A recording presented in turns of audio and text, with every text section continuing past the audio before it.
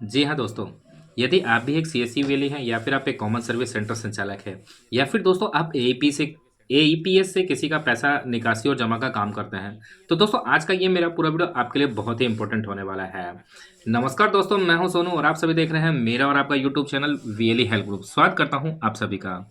दोस्तों आज के इस वीडियो में बात करने वाला हूं, दोस्तों आज के इस वीडियो में यदि आप एक सीएससी वेले हैं या फिर आप एक कॉमन सर्विस सेंटर संचालक है या फिर आप एईपीएस का वर्क करते हैं। एईपीएस यानी आधार अनेबल पेमेंट सिस्टम, यानी आप आधार से किसी का पैसा निकासी और जमा करते हैं, तो दोस्तों आज का ये मेरा पूरा वीडियो आपके लिए बहुत ही इंपॉर्टेंट होने वाला है। दोस्तों एक एनपीसीआई की तरफ से एक बहुत ही महत्वपूर्ण अपडेट आया है, एक नया अपडेट आया है जो मैं आप लोगों को बता देना चाहता हूँ, आप लोगों को इस वीडियो के माध्यम से बताऊंगा। दोस्तों आप लोग के लिए जानना बहुत ज़रूरी है कि नया एनपीसीआई का जो नया नियम है वो क्या है और उसमें कैसे काम करना है आपको, क्योंकि अगर आप ये गलती करेंगे तो आपकी आईडी हो सकती है बंद। तो चलिए स्टार्ट करते हैं हमारे इस वीडियो को स्टार्ट करने से पहले हर बार की तरह इस बार भी आप सभी से गुजारिश है कि जिन्होंने मेरे चैनल को अभी तक सब्सक्राइब नहीं किया, कृपया मेरे चैनल को सब्सक्राइब कर लें और साथ ही साथ बेल आइकन को प्रेस कर लें ताकि मेरे नए वीडियो का नोटिफिकेशन आपको सबसे पहले मिल जाए। और जिन्होंने सब्सक्राइब कर लिया दोस्तों, उनका बहुत बहुत शुक्रिया। तो चलिए स्टार्ट करते हैं और देखते हैं कि एनपीसीआई का जो नया नियम है वो क्या है और वो किन के लिए एप्लीकेबल है। दोस्तों मैं यहाँ आप लोग को बता दूं कि एनपीसीआई का जो नया नियम है वो उन सभी सीएससी वीएलई या कॉमन सर्विस सेंटर संचालक हो या फिर एईपीएस हो, साइबर कैफे वाले हों, जो भी आधार एनेबल पेमेंट सिस्टम का वर्क करते हैं उन सभी के लिए है। क्योंकि दोस्तों यहाँ पे एनपीसीआई का जो नियम है वो उन्हीं लोगों के लिए है जो आधार एनेबल पेमेंट सिस्टम पे वर्क करते हैं। तो चलिए चलते हैं, हम देखते हैं इसके लिए क्या नया नियम आया है। दोस्तों सबसे पहले मैं आप लोग को यहाँ पे दिखा देना चाहता हूँ, यहाँ देखिए एनपीसीआई की तरफ से कुछ इंपॉर्टेंट नोटिफिकेशन निकाला गया है। वो नोटिफिकेशन क्या है आज हम उसके बारे में बात करेंगे।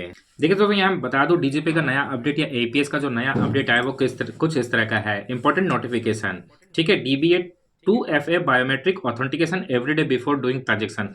दोस्तों यहाँ मैं आप लोग को बता दूं कि आपको कोई भी ट्रांजैक्शन करना है प्रतिदिन या कितनी भी ट्रांजैक्शन करेंगे तो आपको अपना फिंगर से ऑथेंटिकेट जरूर करना है, ठीक है।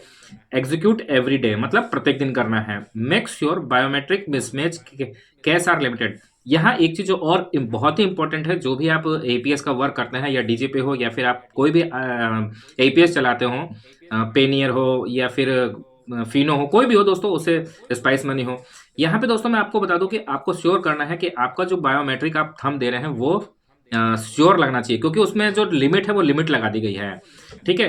Make sure biometric perform from shop location. अच्छा एक चीज का और ध्यान रखना है कि आप जो बायोमेट्रिक दे रहे हैं वो अपनी शॉप से दे रहे हैं या कहीं और से, क्योंकि दोस्तों अगर आपने कहीं और से दिया और कहीं और से दिया तो आपकी जो आईडी है वो उसे बंद कर दी जाएगी, ठीक है। CBA 2FA biometric authentication before every CW यानी कैश विड्रॉल ट्रांजेक्शन, ठीक है। तो यहाँ पे देखिए execute before cash withdrawal transaction मतलब आपको प्रत्येक कैश विड्रॉल ट्रांजेक्शन से पहले आपका बायोमेट्रिक ऑथेंटिकेशन देना है। और यहाँ पे दोस्तों मैं बता दूं कि लिमिट कितनी है, यहाँ पे आपको बता दूं लिमिट कितनी है। देखिए make sure to complete CBA 2FA and cash withdrawal transaction within 3 minutes. देखिए जैसे ही आप थंब लगाएंगे तो उसके 3 मिनट के अंदर अंदर आपको उसका पैसा निकाल लेना है, अदरवाइज वो रिजेक्ट हो जाएगा। फिर से आपको बायोमेट्रिक लगाना होगा, फिर से आप उस पैसे को निकालेंगे, ठीक है।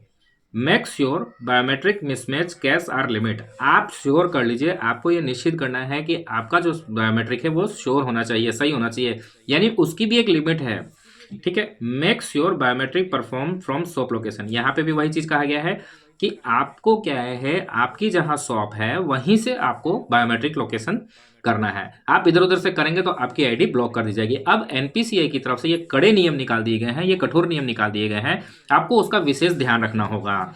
चलिए यहाँ मैं दिखाता हूँ, हमारे ईडीएम सर की तरफ से कुछ आया हुआ है नया अपडेट जो आया है, डीजीपी का नया अपडेट, वो मैं आप लोग को यहाँ पे दिखा देता हूँ। दोस्तों आपको यहाँ मैं बता दूं कि इसी तरह के नए नए अपडेट पाने के लिए सीएससी से रिलेटेड या फिर सरकारी योजना से रिलेटेड जो भी नए नए अपडेट आते हैं, मेरी एक वेबसाइट है cscvlehelp.com। आप वहाँ पे भी जाकर के नए नए अपडेट देख सकते हैं। जो भी सीएससी का नया अपडेट आता है या सीएससी की नई सर्विसेज जो आती हैं वो वहाँ पे मैं अपडेट करता रहता हूँ, तो आप वहाँ से भी जाके पढ़ सकते हैं, है ना। हाल फिलहाल चलिए आगे बताता हूँ मैं यहाँ पे। देखिए यहाँ पे डीजीपी नया अपडेट, प्रत्येक नकद निकासी लेन देन से पहले वीएलई बीसी प्रमाणीकरण में कृपया नीचे दिए गए चरणों का पालन करें। देखिए यहाँ पे दोस्तों जो बीसी है, किसी के पास अगर बीसी है, बैंक बीसी है या फिर वीएलई है या फिर एईपीएस वाले हैं, सभी के लिए है। ठीक है। नकद निकासी सेवा का चयन करें, बैंक का नाम, ग्राहक, आधार संख्या, राशि दर्ज करें, चयन करें। ठीक है। वीएलई ऑथेंटिकेशन बटन पर क्लिक करें। इस बिंदु पर वीएलई को स्वयं को प्रमाणित करना होगा। यहाँ वीएलई ऑथेंटिकेशन का बटन आएगा, उस पर आपको क्लिक करना है और इस बिंदु पर वीएलई को स्वयं प्रमाणित करना है। ठीक है। यदि वीएलई प्रमाणीकरण सफल होता है तो वीएलई के पास आरंभिक नगद निकासी लेनदेन को पूरा करने के लिए 3 मिनट का समय होता है। देख लीजिए यहाँ पे वही चीज लिखा हुआ है, अगर आपका फिंगर सही से लगा है तो आपके पास ओनली 3 मिनट है। 3 मिनट के अंदर आपको वो जो कैश विड्रॉल करना है वो सक्सेसफुली कर लेना है। ठीक है। यदि वीएलई प्रमाणीकरण असफल होता है तो वीएलई को सीडब्ल्यू लेनदेन फिर से शुरू करना होगा। सीडब्ल्यू यानी कैश विड्रॉल ट्रांजेक्शन क्या है, फिर से शुरू करना होगा, फिर से आपको ऑथेंटिकेशन देना होगा। यदि वीएलई प्रमाणीकरण 3 बार असफल होता है तो सीडब्ल्यू लेनदेन शुरू करने के लिए वीएलई को 24 घंटे के लिए ब्लॉक कर दिया जाएगा। यहाँ पे दोस्तों स्पष्ट है कि यदि वीएलई प्रमाणीकरण 3 बार असफल होता है, यानी वीएलई अपना फिंगर देता है और वो 3 बार अगर गलत हो जाता है तो वहां पे क्या है कि आपकी आईडी को जो कैश विड्रॉल वाली आईडी है सीडब्ल्यू लेनदेन शुरू करने के लिए वीएलई को 24 घंटे के लिए ब्लॉक कर दिया जाएगा। एनपीसीआई की तरफ से ये कड़े नियम है कि अगर आपने 3 बार फिंगर दिया और तीनों बार गलत हुआ तो फिर आपकी आईडी जो है 24 घंटे के लिए ब्लॉक कर दी जाएगी। ठीक है। तो आप 24 घंटे कोई भी पैसा निकासी जमा नहीं कर सकते हैं। वीएलई सफल वीएलई प्रमाणीकरण के 3 मिनट के भीतर ग्राहक सीडब्ल्यू लेनदेन को रद्द कर सकता है, अन्यथा सीडब्ल्यू लेनदेन 3 मिनट के बाद स्वचालित रूप से रद्द हो जाएगी। देखिए यहाँ पे वही चीज है, अगर 3 मिनट में आपने लेनदेन सफल कर लिया तो ठीक है, नहीं तो 3 मिनट के बाद अपने आप ही स्वतः वो रद्द कर दिया जाएगा। फिर से आपको सीडब्ल्यू करना होगा, मतलब कैश विड्रॉल फिर से आपको करना होगा। ऐसे में दोस्तों आपको यहाँ समझना है कि अब हमें कहाँ से फिंगर मतलब अपना ऑथेंटिकेशन कहाँ से देना है। जहाँ हमारी शॉप है वहीं पे देना है, उसके अलावा इधर उधर कहीं से नहीं देना है। ठीक है। यहाँ देखिए, make sure biometric perform from shop location, जहां आपकी शॉप है वहीं से आपको देना है। ठीक है। और आपको क्या कैश लिमिट जो कैश विड्रॉल करना है वो 3 मिनट के अंदर अंदर कर देना है। आपका जो फिंगर देना है वो 3 बार देना है। 3 बार से आप अगर ज़्यादा देंगे तो आपकी जो आईडी है वो 24 घंटे के लिए ब्लॉक कर दी जाएगी। और ऐसे में अगर आपने फिर भी बार बार इस गलती को दोहराया या इन गलतियों को दोहराया तो हो सकता है कि आपकी आईडी को परमानेंट ब्लॉक कर दिया जाए। ठीक है दोस्तों, आई होप आज का ये मेरा पूरा वीडियो आपको अच्छे से समझ में आ गया होगा।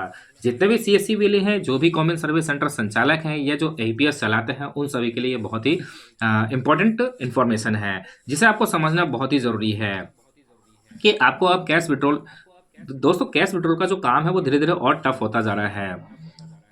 तो आपको ये समझना होगा कि ये आपको करना होगा। दोस्तों एक चीज़ और मैं यहाँ बता दूँ आप लोगों को कि आप किसी का भी पैसा निकासी या जमा करते हैं तो आपको कैश रजिस्टर रखना ज़रूरी है। लेन देन का जो लिखा होता है उसे रखना ज़रूरी है ताकि आपके ऊपर किसी तरह का कोई ब्लेम न लगे। ये आपकी सुरक्षा के लिए कहा जाता है। आप एक रजिस्टर बनाइए, उसमें जिसका भी पैसा निकासी या जमा करते हैं या कोई बैलेंस चेक करता है, कुछ भी करता है, तो उसका वहाँ पे रजिस्टर मेंटेन कीजिए ताकि भविष्य के लिए आप सुरक्षित रह सकें। तो आई होप दोस्तों आज का ये मेरा पूरा वीडियो आपको अच्छे से समझ में आ गया होगा। वीडियो पसंद आए तो लाइक कीजिए, सब्सक्राइब कीजिए और ज़्यादा से ज़्यादा अपने दोस्तों के बीच में शेयर कीजिए। मिलते हैं हमारे अगले वीडियो में कुछ नए वीडियो कुछ नए अंदाज के साथ। जय हिंद, जय भारत।